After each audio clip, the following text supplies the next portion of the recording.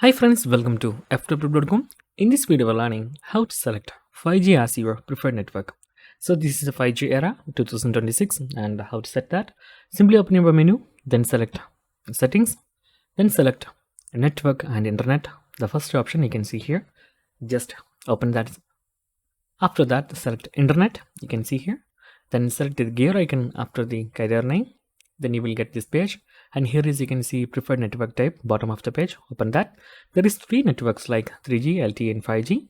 Select 5G. It is the recommended network. So 5G is more faster, but it is actually consume more battery, so I don't recommend. If there is a good 4G network in your area, then use that, because of that saves more data and more battery. So that's guys, very simple tutorial.